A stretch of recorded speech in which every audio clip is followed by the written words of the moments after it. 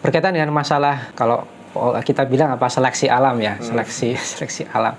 Di awal itu pesertanya banyak, kemudian di tengah-tengah jalan semakin kesini semakin berkurang.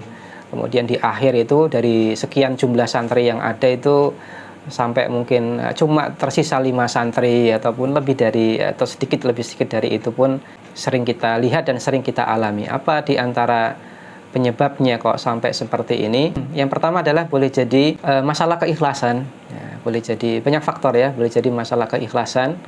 Maka ketika kita belajar itu keikhlasan kita diuji oleh Allah Subhanahu wa taala. Kejujuran kita itu diuji oleh Allah Subhanahu wa taala. Apabila kita senantiasa bisa menjaga keikhlasan dalam belajar, dengan kita sadari bahwasanya belajar bahasa Arab itu adalah ibadah, ya, dan boleh jadi kita melaksanakan salah satu fardu kifayah. Kalau kita sadari bahwasanya ini ibadah dan usaha untuk mendekatkan diri kepada Allah Subhanahu wa taala dengan mempelajari ilmu alat yaitu bahasa Arab, maka keikhlasan insyaallah taala akan Allah bantu untuk senantiasa terjaga dalam proses belajar. Nah, maka betul-betul harus dijaga keikhlasan ketika kita belajar. Kemudian yang kedua adalah masalah bertawakal kepada Allah Subhanahu wa taala. Ini penting dalam belajar, dalam artian ketika kita mungkin memiliki bekal-bekal yang cukup untuk belajar. Buku kitab kita punya. Kemudian ada pengampu ataupun ustadz yang mengajarkan kepada kita.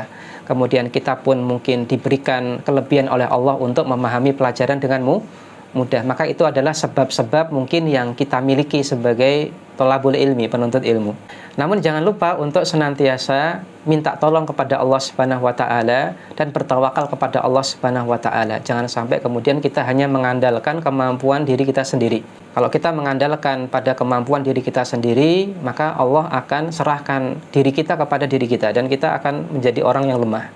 Tapi ketika kita sadari bahwasanya kita bisa belajar bahasa Arab ini karena Allah yang mengizinkan kita, kemudian Allah yang memberi hidayah kepada kita, kemudian kita sadari bahwasanya senantiasa ini bukan dari kekuatan kita pribadi, tapi dari kekuatan yang Allah berikan kepada kita, maka semuanya kita serahkan kepada Allah, kita tawakal kepada Allah, maka nanti sesusah apapun proses yang kita lalui, Allah sendiri yang nanti akan bantu kita.